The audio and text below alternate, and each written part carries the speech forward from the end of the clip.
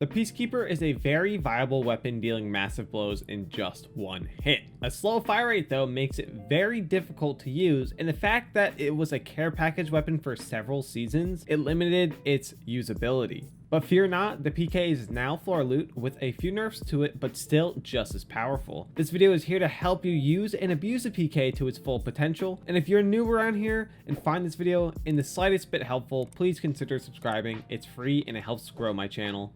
Thank you.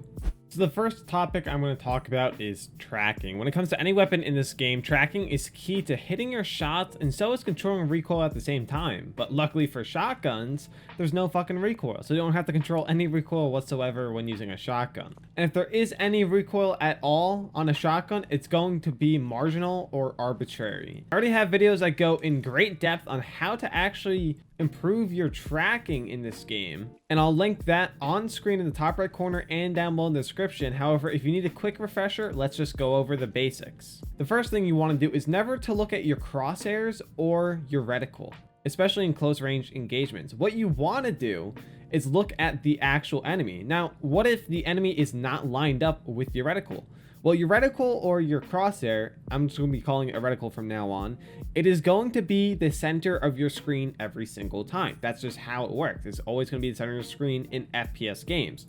So you want to bring the center of your screen to that target, your enemy, and then when those two line up, you pull the trigger. It really is that simple. You don't want to be locked onto your crosshair the whole time, the entire game, because basically you'll run past this person on your left and not even realize it.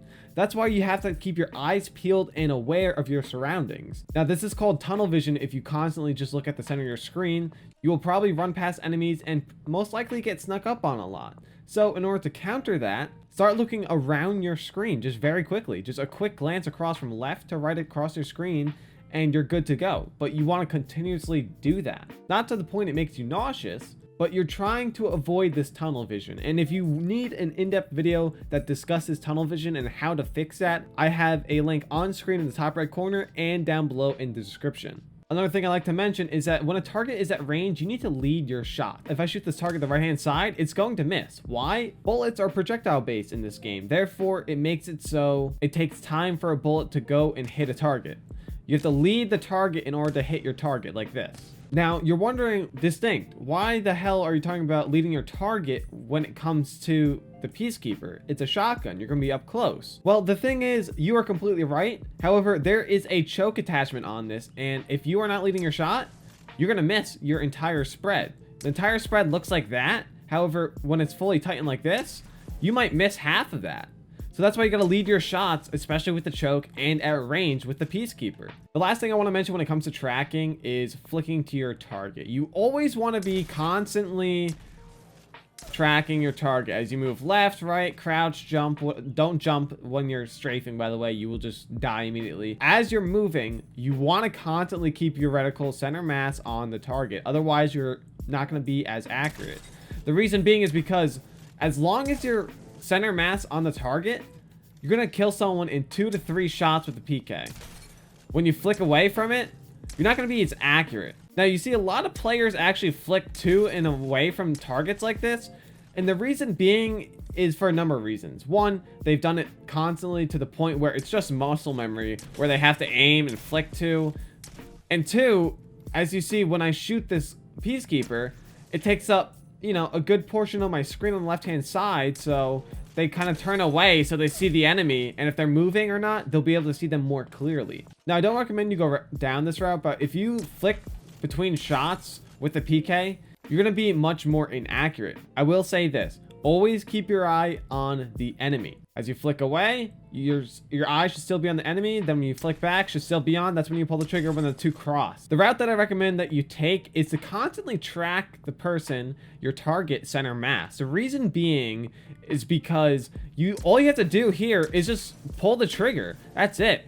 When you start flicking away from the enemy and doing all this crazy extra steps, it's additional things that don't need to be done. You're more efficient constantly tracking the enemy than flicking back and forth from the enemy. And I do a combination of the both, and you can do both. You can do one, you can do the other. However, as long as you're really good at it, it shouldn't make that big of a difference. But from what I've seen and from what I do, and this is what I teach, I always say to constantly track the enemy center mass. The next thing I want to discuss is Jiggle Peeking. Jiggle Peeking is basically when you go from behind cover. I'll use the wingman in this instance. You go from behind cover, you go out, then you go back, and you deal a massive amount of damage. Now, it's best used with a semi-auto gun like the wingman, the PK, snipers even, etc. Because when you go out like this, you only deal 1428 damage. Also, when you go to peek with the wingman, you do 45, and the person, they're going to see you for this long, like I did on this dummy here. They're only going to see you for that long, and I was only able to deal 28 or, you know, roughly 32, 42 damage there.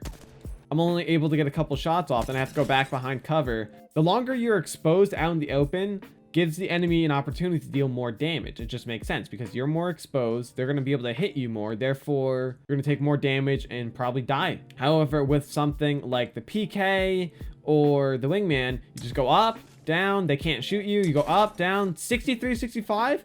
They hit you for 14 or 28 there. They can't do shit. You keep doing this. It might take a few shots, especially if you're at range like that. But the thing is, the PK has a fucking choke on it. So you can just go like this. Oh, look at that. 90 from this range. This is crazy. Another 99. And then one to finish him off. And that's another thing I want to discuss. The PK has a toggleable choke. Listen, don't ever disable it. There's no reason to disable it, in all honesty, okay?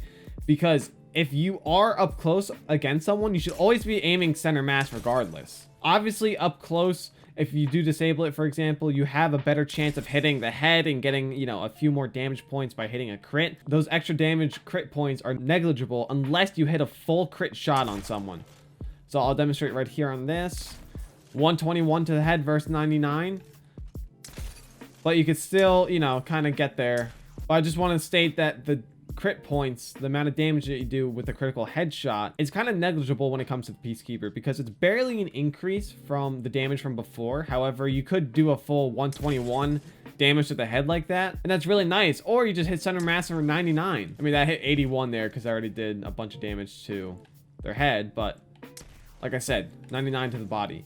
It's super duper convenient. And as long as you're tracking properly, you know, and leading your shots if they're moving from 20 meters away and whatnot, you know, you're gonna hit center mass every time. It actually hurts you to take the choke off and disable it, even in close range fights, because it simply put doesn't make any sense to disable it. You know, just keep it on and just get a nice flick going, you know?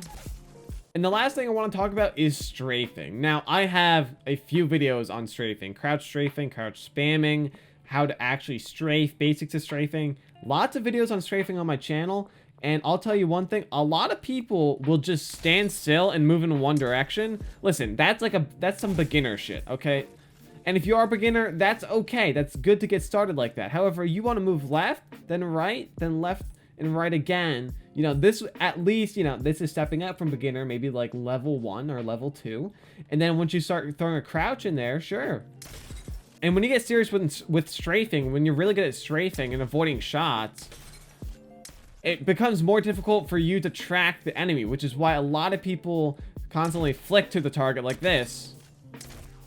Because constantly tracking this enemy while you're doing all this fancy shit with your strafing is very, very difficult to do.